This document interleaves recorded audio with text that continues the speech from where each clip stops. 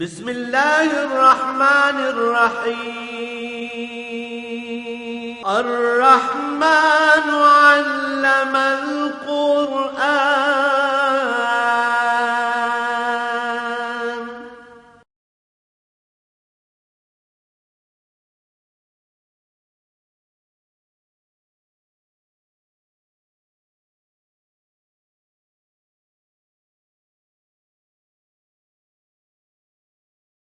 الحمد لله رب العالمين، والصلاة والسلام على حبيبه محمد وآله وصحبه أجمعين. أعوذ بالله من الشيطان الرجيم. بسم الله الرحمن الرحيم. وجاء السحرة فرعون قالوا إن لنا لأجرا إن كنا نحن الغالبين. قال نعم وَإِنَّكُمْ لَمِنَ الْمُقَرَّبِينَ. قالوا يا موسى إما أن تلقي إما أن نكون نحن الملقين. قال ألقوا فلما ألقوا سحروا أعين الناس واسترهبوهم وجاءوا بسحر عظيم. فأوحينا إلى موسى أن ألق عصاك فإذا هي تلقف ما يأفكون. فوقع الحق وبطل ما كانوا يعملون وغلبوا هنالك وانقلبوا صاغرين. وألقي السحرة ساجدين قالوا آمنا برب العالمين رب موسى وهارون. قال فرعون آمنت به قبل أن آذن لكم إن هذا لمكر مكرتموه في المدينة لتخرجوا منها أهلها فسوف تعلمون. لأقطعن أيديكم وأرجلكم من خلاف ثم لأصلبنكم أجمعين. قالوا إنا إلى ربنا منقلبون. وما تنقم منا إلا أن آمنا بآيات ربنا لما جاءتنا ربنا أفرغ علينا صبرا وتوفنا مسلمين. اللهم سبحانك لا علم لنا إلا ما علمتنا إنك أنت العليم الحكيم. مولاي صل وسلم دائما أبدا على حبيبك خير الخلق كلهم. وجاء السحرة فرعون. فرعون کے جادوگر جمع ہو گئے. فرعون کا زمانہ جادو کے کمال کا اور عروج کا زمانہ تھا. مفسرین کرام لکھتے ہیں کہ ان کی تعداد سینکڑوں میں تھی. مختلف شہروں میں اس نے سرکاری قاصد دوڑائے اور جتنے بڑے بڑے جادوگر تھے سب کو بلا کر جمع کر لیا. قالوا ان لنا لاجرا ان كنا نحن الغالبین. جب میدان سجا تو جادوگروں نے پہلے فرعون سے درخواست کی کہ اگر ہم غالب آ گئے، اگر ہم موسیٰ علیہ السلام سے جیت گئے تو ہمیں انعام سے نوازا جائے گا. صاحب تفسیر کبیر نے بڑا خوبصورت نکتہ یہاں بیان فرمایا ہے کہ جادو سے چیز کی حقیقت تبدیل نہیں ہوتی، صرف نظر کا دھوکہ ہوتا ہے. اور اس کے لیے بھی یہ کئی ہیلے کرتے ہیں. قوت متخیلہ کو مسمریز کرنے کے لیے اسے پہلے کمزور کرتے ہیں. لوگوں کو ڈرا دیا، ان میں خوف پیدا کر دیا تو جو ڈر جائے اس پہ وہ جادو بھی چل جاتا ہے، اسے تکلیف بھی ہوتی ہے. جو لوگ نہیں ڈرتے ان کا یہ کچھ نہیں بگاڑ سکتے، چونکہ وہ قوت متخیلہ ان سے متاثر نہیں ہوتی.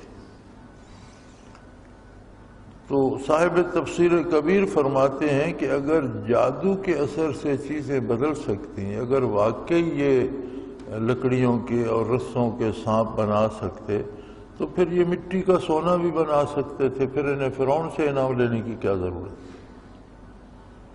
یہ تو فرعون سے انعام کا مطالبہ کر رہے ہیں جو خود موسیٰ علیہ السلام سے ڈرا بیٹھا ہے، اور یہ دیکھ رہے ہیں کہ یہ ایک ہستی ایسی ہے جس نے فرعون کو بھی پریشان کر دیا، اور فرعون اپنی اس کمزوری کا مداوا جادوگروں سے تلاش کر رہا ہے کہ آؤ میری مدد کرو، مقابلہ کرو موسیٰ علیہ السلام کا، اپنا جادو دکھاؤ۔ تو وہ ان سے مدد کا خواہش مند ہے، اور وہ اپنی امیدیں اس سے وابستہ کیے بیٹھے ہیں کہ اگر ہم جیت گئے تو آپ ہمیں انعام و اکرام دیں گے۔ تو صاحب تفسیر کبیر فرماتے ہیں کہ اگر جادو کے زور سے چیزوں کی ماہیت بدل جاتی تو یہ جادو سے مٹی کا یا پتھر کا سونا بنا لیتے، بادشاہت حاصل کر لیتے، حکومت حاصل کر لیتے، فرعون کی منت کیوں کرتے؟ اور اللہ کو چھوڑ کر غیر اللہ سے جو امیدیں وابستہ کرتا ہے وہ ایسا اندھا انسان ہوتا ہے کہ اسے غیر اللہ کی، یعنی فرعون خود محتاج ہے جادوگروں کی مدد کا موسیٰ علیہ السلام کے مقابلے میں، تو جو خود محتاج ہے وہ تمہیں کیا دے گا؟ تو فرمایا یہ اس سے امید لگائے بیٹھے ہیں۔ قالوا ان لنا لاجرا ان كنا نحن الغالبین، فرعون سے انہوں نے عرض کیا، درخواست کی کہ ہم آپ کی خاطر مقابلے پر آئے ہیں، اگر ہم جیت گئے تو ہمیں انعام و اکرام سے نوازا جائے گا۔ قال نعم، اس نے کہا بے شک، ضرور، نہ صرف تمہیں انعام دیا جائے گا بلکہ وَإِنَّكُمْ لَمِنَ الْمُقَرَّبِينَ، میں تمہیں اپنے مقربین میں داخل کر لوں گا، اہل دربار میں تمہیں کرسیاں مل جائیں گی اور تم میرے قریبی دوستوں میں شامل ہو جاؤ گے۔ اب جب فرعون سے معاملات طے کر چکے تو موسیٰ علیہ السلام کی طرف متوجہ ہوئے۔ قالوا یا موسیٰ اما ان تلقی و اما ان نکون نحن الملقین، کہنے لگے اے موسیٰ آپ پہلے اپنا کمال دکھانا پسند کریں گے، اپنی لاٹھی پھینکنا پسند کریں گے، یا ہمیں اجازت ہے کہ ہم اپنا کمال پہلے دکھائیں؟ تفسیر ابن کثیر نے یہاں ایک بہت خوبصورت بات ارشاد فرمائی گئی ہے کہ انہوں نے نبی تو نہیں مانا، نبی سمجھا بھی نہیں، لیکن انہوں نے عزت کی، ادب کیا، اس لیے کہ جو کوئی بھی ہے صاحب کمال، احترام کا مستحق ہے، ورنہ تو وہ للکارتے کہ آؤ میدان میں ہم یہ کرنے لگے ہیں، جو کچھ تم سے ہوتا ہے کر لو، ایسا نہیں کیا انہوں نے ادب سے، احترام سے گزارش کی کہ آپ پہلے اپنا اژدہا پھینکنا پسند فرمائیں گے یا ہمیں اجازت ہے کہ ہم اپنا کمال دکھائیں؟ تو صاحب تفسیر ابن کثیر لکھتے ہیں اس ادب کی وجہ سے انہیں ایمان نصیب ہو گیا، کیونکہ جو کمال موسیٰ علیہ السلام نے دکھایا اور جو موسیٰ علیہ السلام کی عصا سے جو معجزہ ظاہر ہوا تو فرعون اور اس کے درباری بھی تو دیکھ رہے تھے، اور جادوگر بھی دیکھ رہے تھے، باقی مخلوق بھی دیکھ رہی تھی۔ تو جادوگروں نے چونکہ نبی کا ادب کیا تو اس ادب کی وجہ سے اللہ نے انہیں توفیق ایمان عطا کر دی، اور فرعون نے دیکھا تو اور اکڑ گیا، اس نے کہا وہ اور بہانے شروع کر دیے۔ تو اس لیے وہ فرمایا، حضور نبی کریم صلی اللہ علیہ وسلم کی مکی حیات طیبہ کو دیکھیں، مدینہ منورہ میں دیکھیں تو آپ کو بے شمار ایسے واقعات ملیں گے کہ بہت سے لوگ ایسے ہیں جو تلوار لے کر حضور کے خلاف میدان میں لڑے بھی، بدر میں، احد میں۔ حضرت خالد سیف اللہ احد میں لڑنے والوں میں پیش تھے، لیکن پھر وہ سیف اللہ کہلائے، انہیں توبہ نصیب ہوئی، شرف صحابیت سے سرفراز ہوئے، اور اللہ کی تلوار کا لقب حضور نبی کریم صلی اللہ علیہ وسلم کی بارگاہ سے عطا ہوا۔ یہ وہ لوگ ہیں جنہوں نے جب تک نبی نہیں مانا تب تک بھی احترام کرتے تھے کہ انسان باکمال ہے، یعنی ادب، گستاخی نہیں کی۔ اور بعض ایسے لوگ ہیں جنہوں نے جنگوں میں حصہ تو نہیں لیا لیکن وہ حضور کے نام نامی سے اور آپ کے احوال سے گستاخیاں کرتے تھے، کسی گستاخ کو توبہ نصیب نہیں۔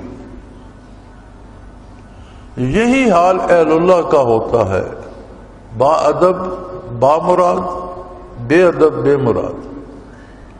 جو لوگ ادب و احترام کرتے ہیں فائدہ حاصل کرتے ہیں، جو لوگ بے ادبی کرتے ہیں، گستاخی کرتے ہیں اور محض اعتراض برائے اعتراض کرتے رہتے ہیں، انہیں ساری عمر کچھ نصیب نہیں ہوتا۔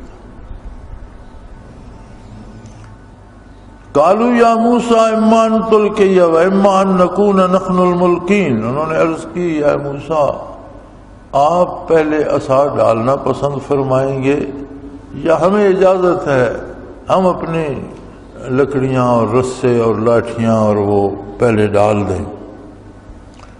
قال القوا، موسیٰ علیہ السلام نے فرمایا تم سے جو ہو سکتا ہے کرو، پہلے ڈالو، تم اپنی رسیاں لاٹھیاں پہلے ڈال دو، پتہ چل جائے گا۔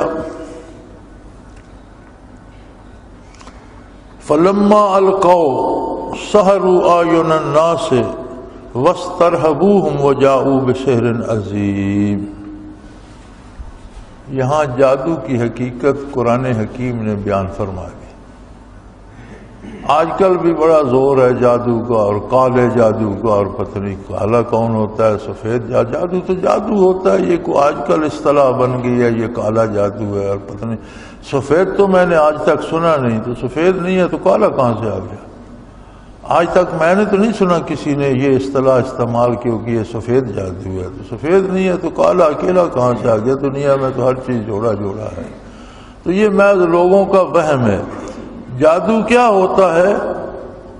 جب انہوں نے اپنی لاٹھیاں اور رسیاں اور سنا بڑے بڑے شاطیر لائے تھے اور میدان بھر دیا تھا، سینکڑوں کی تعداد میں تو جادوگر تھے، ایک جادوگر کئی رسے اور بڑے بڑے رسے اور شاطیر اور لاٹھیاں لے آئے، چونکہ موسیٰ علیہ السلام کی لاٹھی سے اژدہا بنتا تھا تو انہوں نے بڑے بڑے شاطیر لا کر ڈال دیے میدان میں، اور وَاسْتَرْهَبُوهُمْ لوگوں کو ڈرایا۔ مفسرین کرام لکھتے ہیں کہ اس مقابلے سے پہلے کئی دن منادی ہوتی رہی کہ بھئی اژدہا بن جائیں گے اور پھر ہم ان کو سنبھال نہ پائیں گے، ہر شخص اپنی جان کا خود ذمہ دار ہوگا، اپنے آپ کو بچانے کا خود ذمہ دار ہوگا، نہیں تو وہ لوگ تم لوگوں کو نگل جائیں گے۔ اس طرح سے انہیں خوف زدہ کیا۔ جب آدمی خوف زدہ ہو جاتا ہے تو اس کی قوت متخیلہ کمزور ہو جاتی ہے، اس پر پھر مسمرزم کرنا یا اس پر کوئی جادو چلانا آسان ہو جاتا ہے۔ تو جادوگروں نے بھی، فرعون کے جادوگروں نے جو بہت بڑے، جنہیں قرآن کریم کہتا ہے وَجَاءُوا بِسِحْرٍ عَظِيمٍ، بہت بڑا جادو کیا انہوں نے۔ وہ جو بہت بڑے جادوگر تھے انہوں نے بھی تکنیک اور طریقہ کار یہی اختیار کیا کہ پہلے لوگوں کو خوف زدہ کر دو۔ سحروا اعین الناس، لوگوں کی نگاہوں پر جادو کر دیا، یعنی لکڑیاں آئی تھیں، لوگوں کو اژدہا نظر آتی تھی، لکڑیوں پر جادو نہیں کیا۔ لکڑیاں اور رسے جو ڈالے وہ لکڑیاں آئی تھیں، رسے ہی تھے، لیکن لوگوں کی نگاہوں میں انہوں نے جادو کر دیا، اس لیے کہ لوگوں کو پہلے ڈرا دیا تھا تو وہ کمزور ہو گئی تھی ان کی قوت متخیلہ، اس پر انہوں نے کوئی ایسا مسرمزم کیا کہ وہ لکڑیاں اور رسے انہیں اژدہا نظر آتے تھے۔ چنانچہ میدان اژدہاؤں سے بھر گیا، وہ پھنکار رہے تھے سر اٹھا کر، اور جادوگر انہیں آگے سے روک رہے تھے کہ لوگوں کی طرف نہ جائیں، لوگ کھڑے تھر تھر کانپ رہے تھے کہ کوئی کھا جائے گا۔ تو انہوں نے یہ تماشا جوڑا اور بہت بڑا جادو کیا۔ تو جادو کی حقیقت یہ ہے کہ اس سے کچھ نہیں بدلتا، انسان کا کچھ نہیں بگڑتا، شرط یہ ہے کہ انسان کے اپنے اندر کمزوری نہ ہو، وہ اللہ سے ڈرتا ہو، اللہ کے سوا کسی سے نہ ڈرے، کسی جادوگر سے نہ ڈرے، کسی کے جادو سے نہ ڈرے، تو اس کا کچھ نہیں بگڑتا۔ اگر جادوگر اور یہ جادو ٹونے والے کچھ بگاڑ سکتے تو ہم جیسے لوگوں کو کب یہ زندہ رہنے دیتے تھے؟ ان سے کچھ نہیں ہوتا۔ لوگ ڈر جاتے ہیں اور لوگوں میں اللہ پر اعتماد کی کمی ہے، عقیدے میں کمزوری ہے، اللہ کو مانتے تو ہیں لیکن ایسا نہیں مانتے جیسا ماننا چاہیے، مان کر ایک خانہ پوری کر دیتے ہیں لیکن مانتے جادوگروں کے جادو کو ہیں کہ جی اس سے یہ ہو جائے گا۔ اور آج کل تو یہ وبا ایسی ہے کہ جس سے پوچھو وہ کہتے، جس کے سر میں درد ہو کہتے کسی نے جادو کر دیا، گردے خراب ہو گئے جادو ہو گیا، پھیپھڑے خراب ہیں کسی نے جادو کر دیا۔ وہ خدا کا خوف کرو یار، اللہ کریم کا اپنا ایک نظام ہے، کوئی جادوگر اس میں مداخلت نہیں کر سکتا، زندگی اور موت اس کے اختیار میں ہے، صحت اور بیماری وہ خود دیتا ہے، اللہ پر توکل کرو، اللہ پر بھروسہ کرو۔ تو جادوگروں کا کمال یہ تھا کہ جب انہوں نے وہ لاٹھیاں اور رسے ڈالے، سحروا اعین الناس، لوگوں کی نگاہوں پر، بصارت پر جادو کر دیا، واسترہبوہم، اور انہیں ڈرا دیا کہ کھا جائیں گے اژدہا، اپنی اپنی جان کے خود ذمہ دار ہو۔ میدان میں ادھر ادھر بھاگ بھاگ کر جادوگر روکنے لگے اژدہاؤں کو، پیچھے رہیں لوگوں کو نہ کھا جائیں۔ وجاءوا بسحر عظیم، بہت بڑا جادو انہوں نے کیا۔ گردا گرد مخلوق تھی، ایک طرف فرعون کا تخت لگا ہوا تھا، درمیان میں کھلا میدان تھا، وہ انہوں نے اژدہاؤں سے بھر دیا۔ اللہ کریم فرماتے ہیں جب ان کا جادو شباب پر تھا اور لوگ تھر تھر کانپ رہے تھے اور ہر طرف اژدہا ہی اژدہا نظر آتے تھے، تو ہم نے فرمایا موسیٰ اب لاٹھی ڈال دو۔ وَأَوْحَيْنَا إِلَىٰ مُوسَىٰ، ہم نے موسیٰ علیہ السلام پر وحی فرمائی، ان القِ عصاک، اب آپ اپنی لاٹھی بھی ڈال دیجئے۔ اب وہ میرا خیال ہے 5 فٹ کی 5.5 فٹ کی لاٹھی ہوگی، غلط ہے یا صحیح ہے لیکن اس کی ایک تصویر انٹرنیٹ پہ ملتی ہے، عام سی لاٹھی ہے، اوپر جا کر اس طرح 2 شاخی ہو جاتی ہے، اتنی سی اس کی موٹائی ہے، 5 فٹ کے قریب لمبائی ہوگی اندازاً۔ تو ابھی تک وہ کہیں توپ کاپی میں یہ کہیں محفوظ ہے، تو میں نے اس کی تصویر دیکھی ہے، عام استعمال کی لاٹھی جس طرح بندے کے ہاتھ میں ہوتی ہے۔ موسیٰ علیہ السلام نے لاٹھی ڈال دی۔ وَأَوْحَيْنَا إِلَىٰ مُوسَىٰ أَنِ الْقِ عَصَاكَ، ہم نے موسیٰ علیہ السلام پر وہی فرمائی کہ اب ان کا جادو شباب پر ہے، میدان اژدہوں سے بھرا ہوا ہے اور پھنکارتے پھرتے ہیں اور لوگ لرز رہے ہیں، ڈر رہے ہیں، تو اب ان کا جادو جوبن پر ہے، وہ آپ اپنی لاٹھی ڈال دیجیے۔ موسیٰ علیہ السلام نے لاٹھی ڈال دی، وہ اتنا بڑا اژدہا بنا اس لاٹھی کا کہ وہ جو میدان اژدہوں سے اور سانپوں سے بھرا ہوا تھا، فَإِذَا هِيَ تَلْقَفُ مَا يَأْفِكُونَ، جو کچھ انہوں نے بنا کے رکھا تھا اس نے نگلنا شروع کر دیا۔ سانپوں کی عادت ہوتی ہے، بڑا سانپ چھوٹے سانپ کو کھا جاتا ہے، وہ اتنا بڑا اژدہا بنی کہ جتنا میدان انہوں نے سانپوں سے بھرا ہوا تھا اس نے نگلنے شروع کر دیے، اور وہ 10 کو پکڑتی منہ میں ڈال لیتی اور کھا جاتی، دوسروں کو پکڑ لیتی۔ اس نے تھوڑی دیر میں میدان صاف کر دیا، سارے نگل گئی، اور وہ بہت بڑا اژدہا کھڑا پھونک سے پھنکار رہا تھا بھوک سے، اور وہ سر اٹھائے دیکھ رہا تھا اب کسے کھاؤں۔ لوگ بھاگ گئے، فرعون بھاگا، فرعون تک بھاگ گئے۔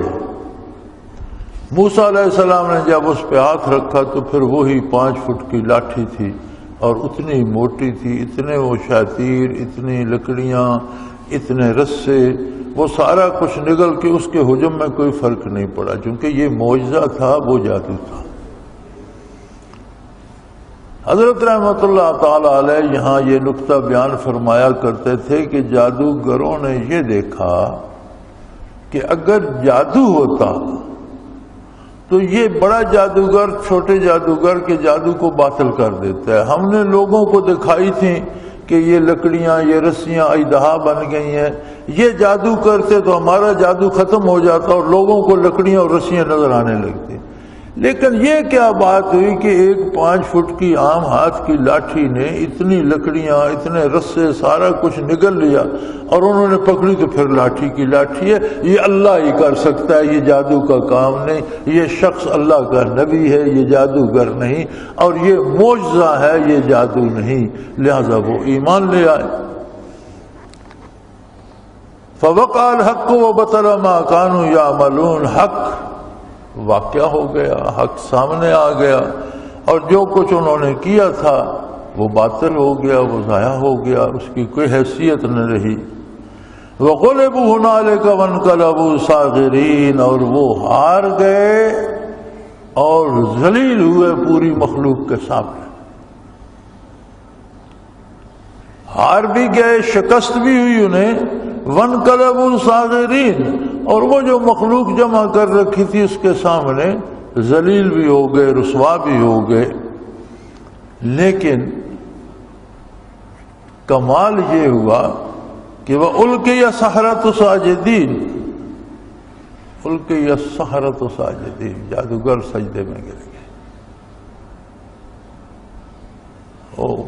علماء تفسیر فرماتے ہیں کہ جو انہوں نے ادب کیا تھا نا موسیٰ علیہ السلام کا کہ جناب آپ پہلے عصا ڈالیں گے یا ہمیں اجازت ہے کہ ہم اپنی لاٹھیاں ڈالیں، تو انہوں نے با کمال شخص بڑا جادوگر سمجھ کے ادب کیا تھا، نبی تو نہیں مانا تھا، لیکن عزت کی تھی، بات احترام سے کی کہ ہے تو بڑی ہستی جس نے فرعون کو مصیبت میں ڈال رکھا۔ اس کا نتیجہ انہیں یہ ملا کہ وَأُلْقِيَ السَّحَرَةُ السَّاجِدِينَ، سارے جادوگر سجدے میں گر گئے اور کہنے لگے قَالُوا آمَنَّا بِرَبِّ الْعَالَمِينَ، ہم ایمان لائے اس پروردگار پر جو سارے جہانوں کا پالنہار ہے، سب جھوٹ ہے جو وہ کرتا ہے وہ سچ ہے، وہ حق ہے جو وہ کرتا ہے باقی سب باطل ہے، ہم غلطی پر تھے، ہم جھوٹے تھے، یہ اللہ کا نبی ہے، یہ سچا ہے، یہ سچ پر ہے۔ اور پھر انہوں نے تعیین کی ہم اس پروردگار پر ایمان لائے رب موسیٰ و ہارون، جو موسیٰ کا رب ہے، جو ہارون علیہ السلام کا رب ہے، ہم اس رب کو مانتے ہیں۔ اور یہی منوانا آج بھی شرط ہے۔ علماء حق لکھتے ہیں کہ جب بچے کو آپ اللہ کا تصور دیں تو کس اللہ کو مانتے ہو؟ اس اللہ کو مانتا ہوں جسے حضرت محمد صلی اللہ علیہ وسلم، حضرت عبداللہ کے بیٹے جو مکہ مکرمہ میں پیدا ہوئے، جنہوں نے ہجرت فرمائی مدینہ منورہ، وہ محمد صلی اللہ علیہ وآلہ وسلم جس کو اللہ منواتے ہیں اس کو اللہ مانتا ہوں، جیسا وہ منواتے ہیں میں ویسا مانتا ہوں۔ اللہ کریم کو اپنی رائے سے ماننا بھی ماننا نہیں ہے، اللہ کی ذات اور اس کی صفات کو ویسا ماننا جیسا حضور منواتے ہیں، یہ ایمان ہے۔ اور یہی بات ان جادوگروں نے کہی کہ آمنا برب العالمین رب موسیٰ و ہارون، موسیٰ اور ہارون کا رب جیسا وہ منواتے ہیں ویسا ہم مانتے ہیں۔ سجدے میں گر گئے۔ اب فرعون کی تو پھکا نہ رہا، اس کے پلے تو کچھ بھی نہ رہا کہ ایک تو اس کے جادوگر نہ صرف ہار گئے بلکہ موسیٰ علیہ السلام کی نبوت پر ایمان لے آئے۔ اب وہ اس کو کوئی بات تو گھڑنا چاہیے تھی لوگوں کو مطمئن کرنے کے لیے، تو وہ کہنے لگا قال فرعون آمنتم بہ قبل ان آذن لکم، بھئی میں نے تمہیں بلایا تھا، میں نے تمہیں انعام کا وعدہ کیا تھا، شاید آنے جانے کے اخراجات بھی دیے ہوں یا کوئی شاہی گھوڑے بگیاں بھیجے ہوں لانے کے لیے، تو تمہیں کھانے کا رہائش کا سارا تمہارا خرچ بھی اٹھا، تو تمہیں میرے ساتھ بات کرنی چاہیے تھی، مجھے بتاتے تو صحیح کہ یہ بات ہے، تم نے مجھے بتائے بغیر ہی اعلان کر دیا کہ ہم ایمان لائے۔ تو کہنے لگا ان ھذا لمکر مکرتموہ فی المدینۃ لتخرجوا منہا اہلھا، وہ کہنے لگا یہ مکر کیا ہے تم لوگوں نے، تم موسیٰ سے ملے ہوئے تھے، وہ تمہارا بڑا جادوگر ہے، تمہارا استاد ہے، تم نے ڈھونگ رچایا مقابلے کا اور تم نے مکر کیا، تم چاہتے یہ ہو کہ ملک پر قبضہ کر لو اور جو میری قوم ہے اس کو شہروں سے نکال دو، اور موسیٰ علیہ السلام کی قوم جو ہے بھوکے مفلس لوگ ہیں ان کو شہروں میں آباد کر دو اور حکومت لے لو، یہ تمہارا سارا ایک ڈھونگ ہے جو تم نے رچایا۔ انسان فانی ہے، اپنی عمر پوری کر کے چلا جاتا ہے، دوسرے آ جاتے ہیں، صدیاں بیت گئیں، کروڑوں لوگ چلے گئے، کروڑوں لوگ نئے آ گئے، لیکن انسانی زندگی کی روش وہی رہتی ہے۔ یہ بڑی عجیب بات ہے۔ اب کہا جائے نا، دین کی بات کی جائے تو لوگ کہتے ہیں جی زمانہ بہت آگے نکل گیا ہے، آپ 14 صدیوں پیچھے کی بات کرتے ہیں، آپ قدامت پسند ہیں، آپ لوگوں کو پیچھے لے جانا چاہتے ہیں، لوگوں نے ترقی کرنی ہے، آگے جانا ہے۔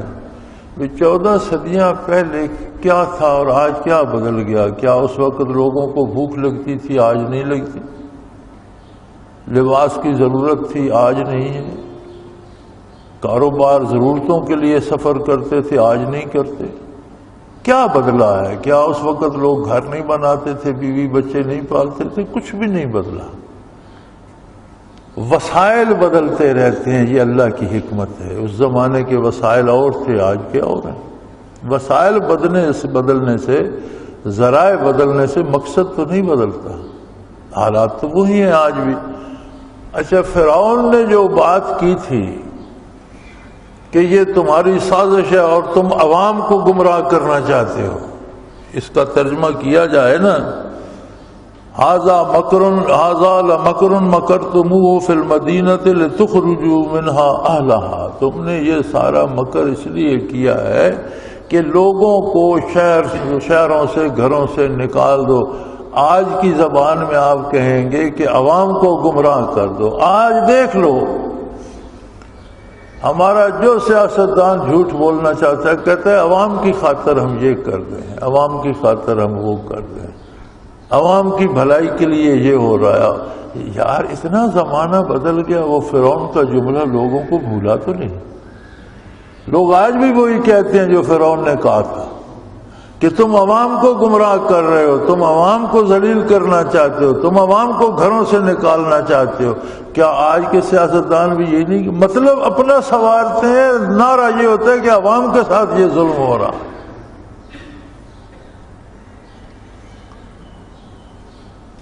فسوف تعلمون، ایسا کرنے کا تمہیں عنقریب پتہ چل جائے گا، تم دیکھ لو کہ میں تمہارا حشر کیا کرتا ہوں۔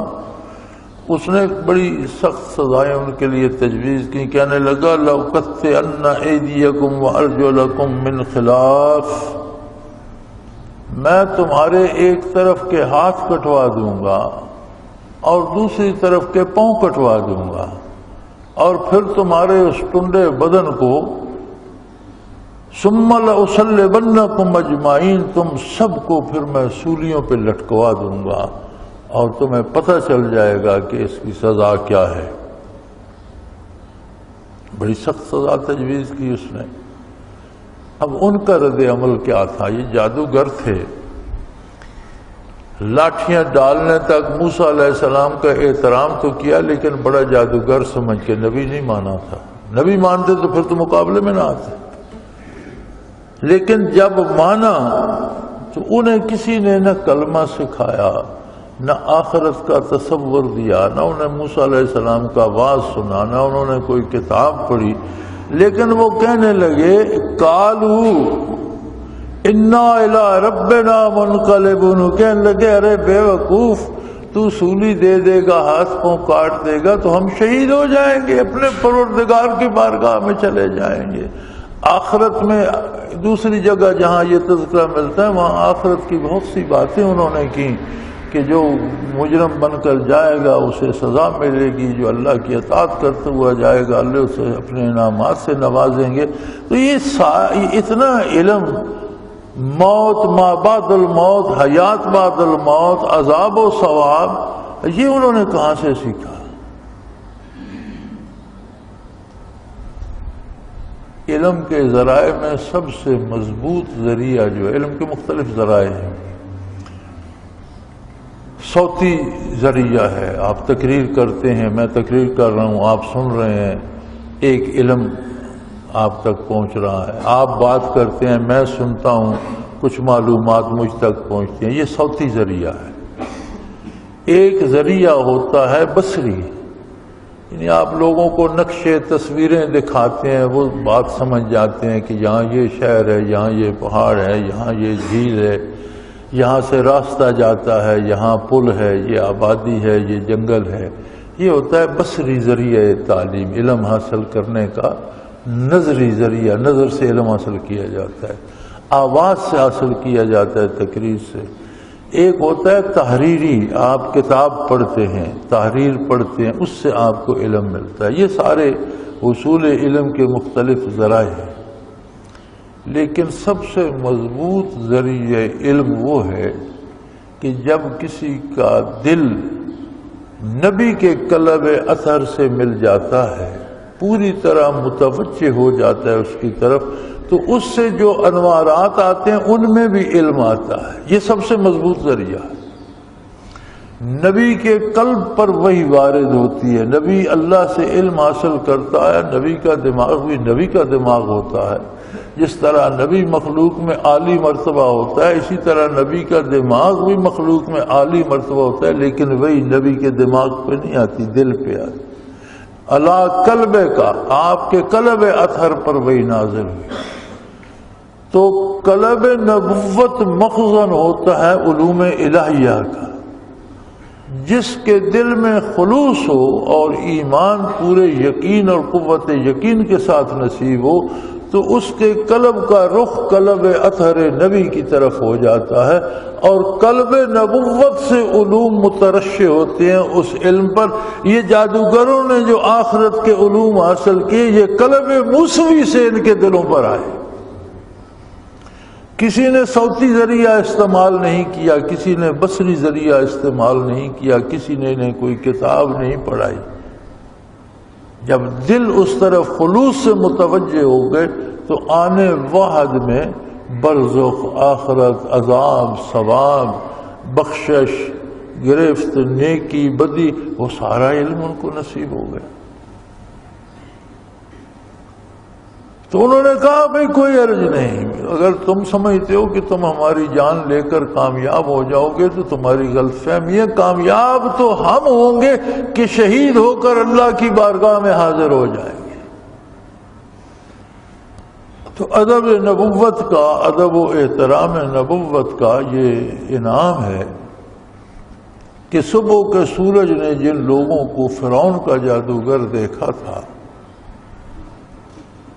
ڈھلتے اسی دن کے ڈھلتے سورج نے ان کو موسیٰ کے شہید کے روپ میں دیکھا. انہیں کہاں سے اٹھایا احترام نبوت نے اور کن منزلوں پر، کن بلندیوں پر پہنچا دیا. شرف صحابیت سے بھی سرفراز ہوئے اور شرف شہادت سے بھی سرفراز ہوئے. تو وہ کہنے لگے اس میں تو کوئی بات نہیں، اگر تو قتل کر دے گا تو ہم اپنے پروردگار کی بارگاہ میں حاضر ہو جائیں گے اور ہمیں وصول حق نصیب ہو جائے گا. یہ تو خوش نصیبی ہے. لیکن یہ بات سن لے، وَمَا تَنْقِمُ مِنَّا إِلَّا أَنْ آمَنَّا بِآيَاتِ رَبِّنَا لَمَّا جَاءَتْنَا. کہنے لگے تو جھوٹا ہے، تو جو یہ کہہ رہا ہے نا کہ عوام کی خاطر، تو عوام کا کچھ نہیں لگتا، تو جھوٹ بول رہا ہے. تو ہم سے اس بات کا انتقام لے رہا ہے کہ جب اللہ کے دلائل ہمارے سامنے آ گئے، اس کی عظمت کے دلائل آ گئے، نبی کا معجزہ ہمارے سامنے آ گیا، ہمارے سامنے دلیل آ گئی، تو ہم نے اس دلیل کو قبول کیا اور اپنے رب پر ایمان لے آئے. اب تو اس بات کا بدلہ لینے کے لیے ہمیں شہید کرنا چاہتا ہے، تو عوام وغیرہ کا کچھ نہیں لگتا. اس حالت میں بھی فرعون جیسے جابر کو انہوں نے سچ بتا دیا کہ بات کھری یہ ہے، یہ دنیا بھی، مخلوق بھی، پبلک بھی سن رہی ہے. وہ تو پبلک پہ روب جمانا چاہتا تھا کہ میں انہیں پھانسی دوں گا اور پبلک ڈر جائے گی. تو انہوں نے کہا ڈرنے کی بات نہیں ہے بھائی، موت نے تو آنا ہے، آج آئے کل آئے چند سال بعد آئے، موت نے آنا ہے، کل کی آج آ جائے گی. لیکن ہمیں خوشی یہ ہے کہ ہماری موت کامیابی کا سبب ہوگی اور ہم سرخ روح ہو کر اپنے پروردگار کی بارگاہ میں شہید ہو کر پہنچیں گے. تو یہ تو موت ابھی آنی چاہیے. لیکن یہ بات سن لے کہ تو ہمیں عوام کی خاطر نہیں مار رہا، تو اپنے اقتدار کے لالچ میں ہماری جان کے در پہ ہے۔ ہمارا جرم کیا ہے کہ اللہ کی دلیل ہمارے سامنے، نبی کا معجزہ ہمارے سامنے آیا، اللہ کے نبی علیہ السلام نے معجزہ ہمیں پیش کیا، ہم نے دیکھا، پرکھا اور مان لیا۔ اس بات پہ تو ہمیں مارنا چاہتا ہے؟ پھر انہوں نے اپنے پروردگار سے بات کی۔ سبحان اللہ، کہاں سے کہاں پہنچ گئے یار۔ آنے واحد میں انہیں کیا قرب الہی حاصل ہو گیا، انہوں نے کہا فرعون کو دفع کرو۔ اے ہمارے پروردگار، ربنا افرغ علینا صبرا، یا اللہ ہم پر صبر انڈیل دے، ہمیں بہت زیادہ صبر عطا کر دے کہ تیری راہ میں خوشی خوشی جان نثار کر سکے۔ اگر یہ ہمارے ہاتھ پاؤں کاٹے تو ہمارے منہ سے آہ نہ نکلے، فرعون ہماری چیخ نہ سن سکے۔ ہمیں وہ قوت برداشت عطا کر، ہمیں وہ صبر عطا کر کہ ہم تڑپے نہیں، یہ خوش نہ ہو، ہمارے منہ سے آہ نہ نکلے کہ فرعون کو خوشی ہو۔ کاٹتا رہے، ہاتھ پاؤں کاٹتا ہے تو کاٹے، سولی دیتا ہے تو دے دے، جان چلی جائے لیکن آہ نہ نکلے، فرعون کو خوشی نصیب نہ ہو۔ افرغ علینا صبرا، ہم پر صبر انڈیل دے، وتوفنا مسلمین۔ دنیا زندگیاں طلب کرتے کرتے مر جاتی ہے۔ یہ کیسے لوگ ہیں جو موت طلب کر رہے ہیں؟ ہم دعائی مانگ رہے ہو تو یہ بھی تو مانگ سکتے ہو کہ یا اللہ ہمیں اس سے چھڑا لے۔ اللہ کے لیے کیا مشکل ہے؟ لیکن انہیں مزہ آ گیا تھا، انہیں وہ تصویر نظر آ گئی تھی کہ شہید کے بعد شہادت اسے ملتا کیا ہے۔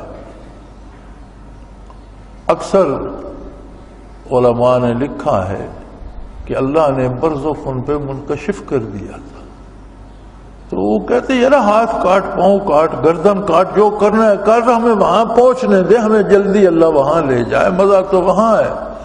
تو وہ یہ نہیں کہتے ہمیں، وہ کہتے ہیں توفنا مسلمین، یا اللہ اب اسلام پر ہماری جان قبض ہو بس۔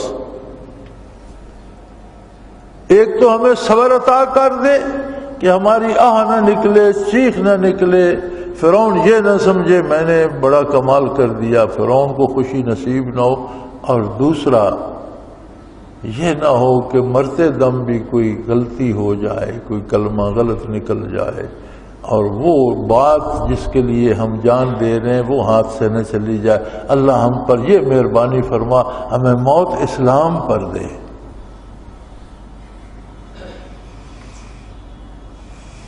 سبحان اللہ۔ اللہ اور اللہ کے نبی سے تعلق، اللہ سے تعلق بنتا تب ہے کہ پہلے اللہ کے نبی سے تعلق ہو۔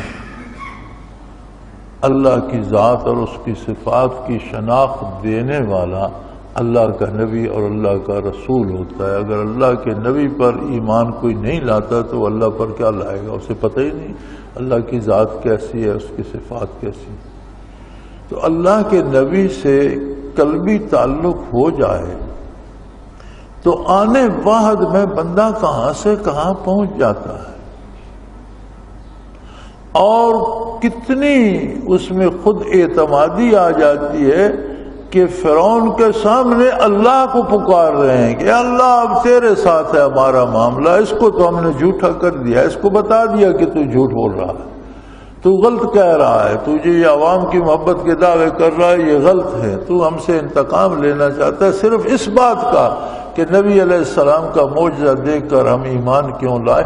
تو لے کر لے جو تو نے کرنا ہے۔ پھر اپنے پروردگار سے گزارش کی اللہ ہم پر صبر انڈیل دے، بہت زیادہ صبر عطا کر دے۔ وتوفنا مسلمین، اور ہمیں اسلام پر موت نصیب فرما۔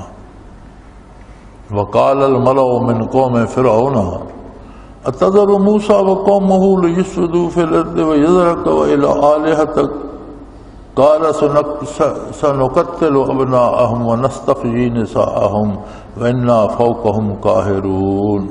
اب فرعون بڑا پریشان ہوا، پشیمان ہوا، رسوا ہوا، تو اس کے اہل دربار تھے، انہوں نے کہا کمال ہے بادشاہ سلامت، آپ نے جادوگروں کو تو سزا سنا دی، لیکن یہ جادوگر تو ایک اضافی لوگ ساتھ آ گئے تھے، اصل جو ساری بات ہے وہ تو موسیٰ علیہ السلام اور ان کے بھائی کی ہے، اور انہوں نے کیا۔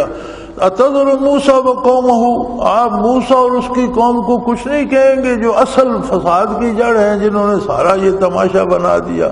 تو صرف جادوگروں کو مارنے سے کیا ہوگا؟ کیا موسیٰ علیہ السلام کا دعویٰ ختم ہو جائے گا، دعوت ختم ہو جائے گی؟ وہ تو اپنی جگہ رہی، اور آپ چھوڑ رہے ہیں موسیٰ کو بھی اور اس کی قوم کو بھی لیفسدوا فی الارض، کہ زمین پہ فساد پیدا کرتے رہیں۔ یہ ہمیشہ ہوتا ہے، جب بھی آپ دین کی بات کریں، سچی بات کریں، تو دنیا دار کہتے ہیں یہ فساد کر رہے ہیں، حالانکہ فساد خود کر رہے ہوتے ہیں۔ سب سے بڑا فساد اللہ سے کفر اور شرک ہے، اور کافر اور مشرک کا ہر عمل مخلوق کے لیے بھی فساد کا سبب ہوتا ہے۔ فسادی خود ہوتے ہیں، الزام اس کو دیتے ہیں جو حق کی بات کر رہا ہوتا ہے۔ کہنے لگا کمال ہے بادشاہ سلامت، وہ کہنے لگے کہ آپ نے جادوگروں کو سزا سنا دی، لیکن موسیٰ اور ان کی قوم کو چھوڑ دیا جو اصل فساد کی جڑ ہے، وہ تو اسی طرح فساد پیدا کرتے رہیں گے۔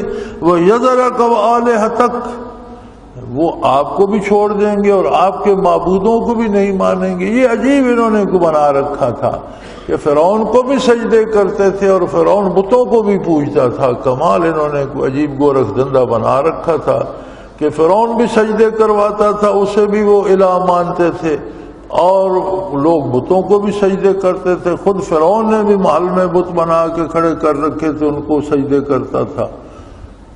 تو عجیب سا انہوں نے کوئی گورکھ دھندا بنا رکھا تھا۔ تو وہ عمراء کہنے لگے کہ آپ موسیٰ اور اس کی قوم کو تو آپ نے چھوڑ دیا، وہ آپ کو بھی نہیں مانیں گے، اور آپ کے یہ جو معبودان باطل ہیں ان کو بھی نہیں مانیں گے۔ تو فرعون کہنے لگا سنقتل ابناءہم ونستحیی نساءہم، میں ان کے بیٹے، جو ان کی اولاد ہوگی، جو بیٹا پیدا ہوگا اسے قتل کرا دوں گا، اور ان کی بچیوں کو زندہ رکھوں گا کہ ہماری خدمت کرتی رہیں۔ وَإِنَّا فَوْقَهُمْ قَاهِرُونَ، اور ہم ان پر بہت غضب اٹھائیں گے۔ یہ تو ایک بات ہے جو میں نے کہہ دی، ان کو ہم بہت تکلیف دیں گے اور ان پر ہمارا غصہ بہت اترے گا۔ اب بات بنی اسرائیل کے لیے اور موسیٰ علیہ السلام کی قوم کے لیے تو اور بھی سخت ہو گئی۔ موسیٰ علیہ السلام کا معجزہ دکھانے کے بعد، جادوگروں کی توبہ کے بعد بھی فرعون اور فرعون کی حکومت کی طرف سے تو سخت گیری اور بڑھ گئی۔ تو موسیٰ علیہ السلام اپنی قوم کی طرف متوجہ ہوئے اور کہنے لگے قال موسیٰ لقومہ استعینوا باللہ واصبروا، مصیبتوں، تکلیفوں اور دکھوں کا علاج بتایا قوم کو کہ فرعون کی طرف سے تمہارے ساتھ جو مظالم ہونا شروع ہو جائیں گے یا تم پر جو سختی ہوگی، اس کا علاج یہ ہے کہ اے قوم استعینوا باللہ، اللہ کا سہارا اختیار کرو، فرعون کے ان گیدڑ بگڑیوں سے مت ڈرو، تم اللہ کی اطاعت کرو، اللہ کے حکم کو مانو، اللہ کے مطیع ہو جاؤ، وہ تمہارا سہارا بن جائے گا، فرعون تمہارا کچھ نہیں بگاڑ سکے گا۔ وَاصْبِرُوا، اور صبر کرو۔ صبر کیا ہوتا ہے؟ اب یہاں جو صورتحال بن گئی ہے، اس میں صبر کی وضاحت ہم کس طرح سے کریں گے، اس کی معنی کی تعیین کس طرح سے ہوگی؟ یہاں صبر یہ ہوگا کہ فرعون کی پرواہ نہ کرو اور اطاعت الہی پہ جم جاؤ، اللہ کی عبادت کرو، زندگی کے معاملات جس طرح اللہ فرماتے ہیں اس طرح کرو، حلال کماؤ، حلال کھاؤ، نیکی کرو، بھلائی کرو دوسروں کے ساتھ بھی، اور عبادت وقت میں عبادت کرو، جو اپنی ذمہ داری ہے دیانتداری سے پوری کرو، اور اللہ کے بندے بن جاؤ، اللہ تمہارا سہارا بن جائے گا۔ میرے خیال میں جو دوست ہمارے تکلیفوں اور مصیبتوں کا علاج پوچھتے پھرتے ہیں، ان کے لیے بڑا نسخہ بتا دیا موسیٰ علیہ السلام۔ اللہ ہر جگہ موجود ہے، ہر فرد کی شاہ رگ سے بھی قریب تر ہے، ہر شخص کے اندر اس نے ایسا نظام بنا رکھا ہے کہ اس کائنات سے وسیع نظام ایک ایک بندے کے اندر ہے اور اسے وہ خود چلا رہا ہے۔ فرمایا اس کے ہو جاؤ، وہ تمہیں ہر ظالم سے، ہر ظلم سے بچا لے۔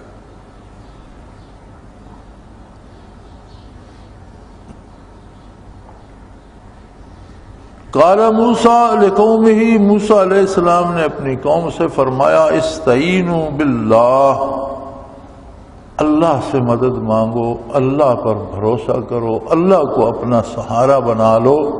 اور اللہ کو سہارا کیسے بناؤ گے؟ وَاصْبِرُوا، صبر کرو، یعنی اس کی اطاعت پہ جم جاؤ، اس کی نافرمانی کی طرف نہ جاؤ۔ صبر کا لغوی معنی ہوتا ہے روک لینا کسی چیز کو طاقت سے، زور سے، جیسے گھوڑا بھگا رہا ہے، سوار تو لگام کھینچ کر اسے روک لیتا ہے، کھڑا کر لیتا ہے، اسے صبر کہتے ہیں۔ اپنے آپ کو اللہ کی نافرمانی سے روک لینا اصل مفہوم ہے صبر کا۔ نیکی پہ جم جانا، برائی سے بچ جانا، برائی کو چھوڑ دینا، اللہ کی نافرمانی کو چھوڑ کر اطاعت الہی پہ جم جانا، یہ حقیقی صبر ہے۔ فرمایا تم اللہ کی مدد اختیار کرو، اللہ سے مدد مانگو اور صبر کرو۔ ان الارض للہ، یقیناً یہ زمین اللہ کی ہے، فرعون کی نہیں ہے، اللہ کی ہے۔ یورثھا من یشاء من عبادہ، اپنے بندوں سے جسے چاہتا ہے عطا کر دیتا۔ ہم اگر غور کریں تو جو گھر، جو زمینیں، جو جائیدادیں آج ہمارے پاس ہیں، یہ ہم سے پہلے کسی اور کے پاس تھی، ہمارے آبا و اجداد کے پاس تھی۔ وہ کہاں ہیں؟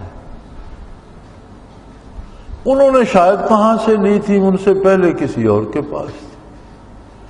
آبائی زمینوں کے علاوہ ہم نے اور کتنی زمینیں خرید لیں؟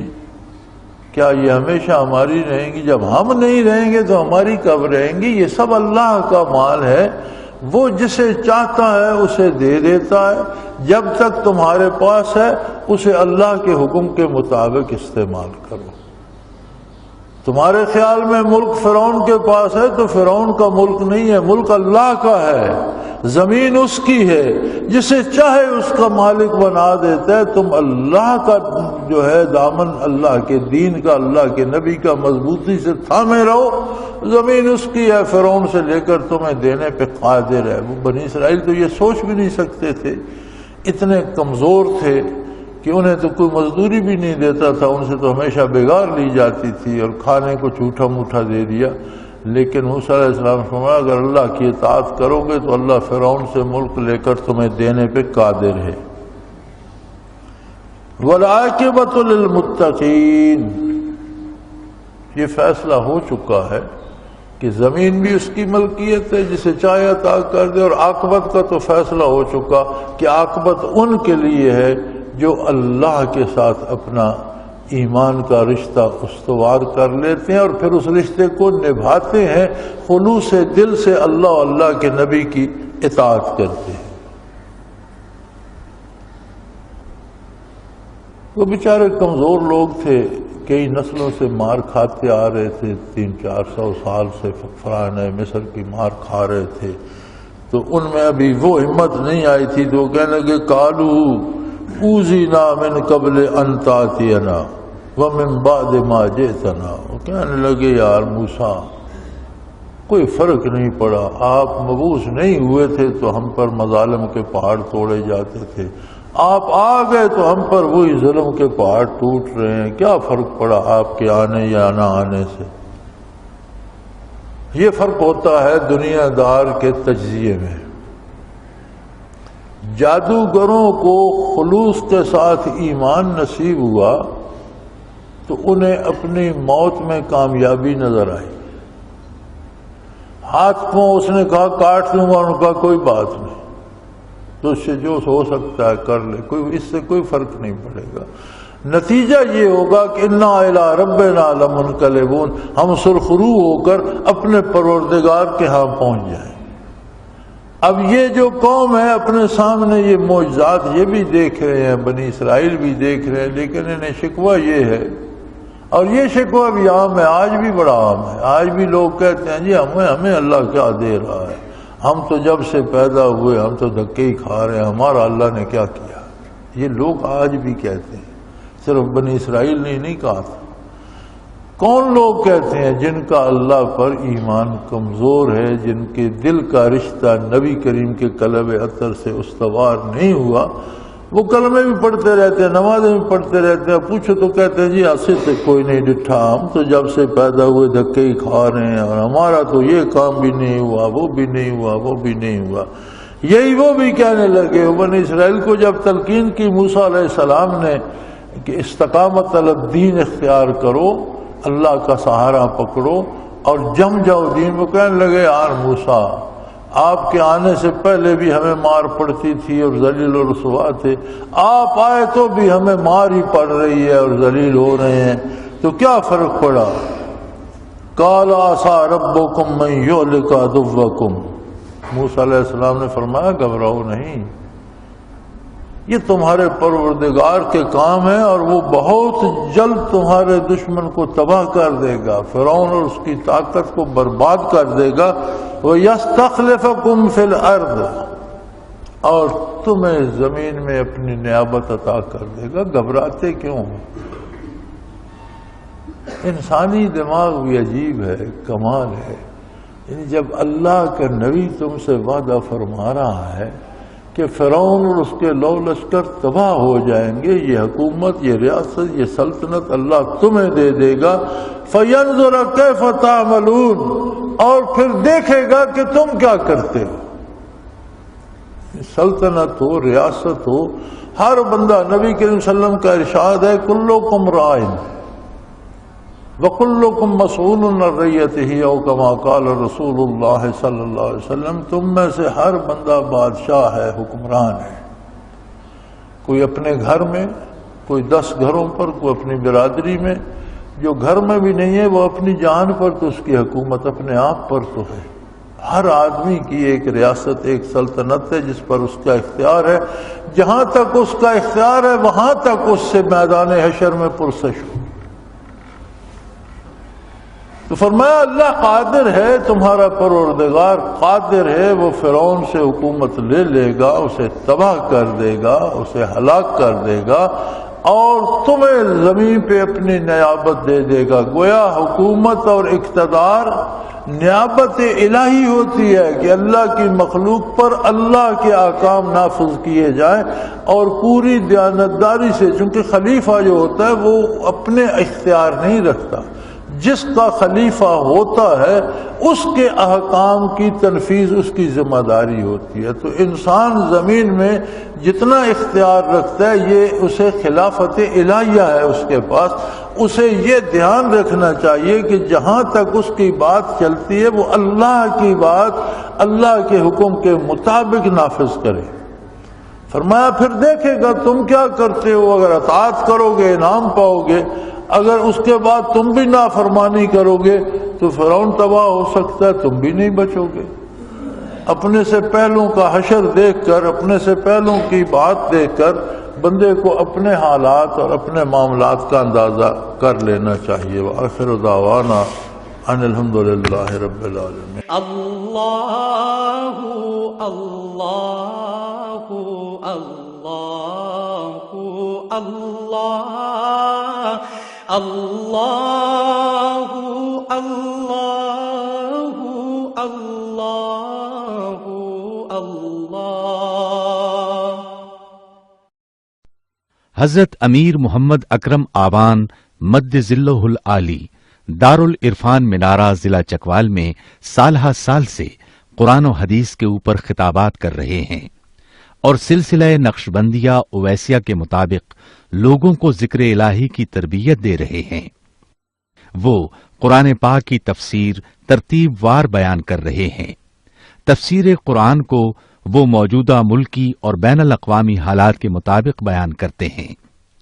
موٹر وے سے کلر کہار کے انٹرچینج سے نکلتے ہوئے کلر کہار کی جھیل سے ہوتے ہوئے میانی، بوچھال और नूरपुर से गुजरते हुए दारुल इरफान मिनारा पहुंच सकते हैं।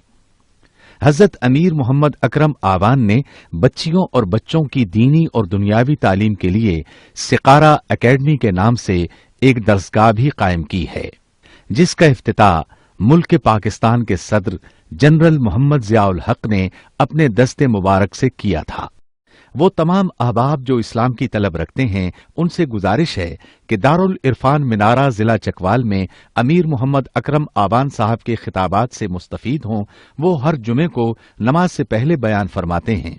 हर माह की पहली इतवार को माहाना इज्तिमा होता है, जिसमें आप खुसूसी खिताब फरमाते हैं और पाकिस्तान के चारों सूबों से अहबाब इस इज्तिमा में शिरकत करते हैं। इसके अलावा यहाँ साल में 2 मरकजी इज्तिमात भी होते हैं, एक रमजानुल मुबारक में एतिकाफ का इज्तिमा और दूसरा जुलाई और अगस्त में 40 दिन का इज्तिमा होता है, जिसमें रूहानी तरबियत की जाती है। अपना खून सीमाब देकर इतना हम कर जाएंगे, नाम आका का चमन में फिर रकम कर जाएंगे।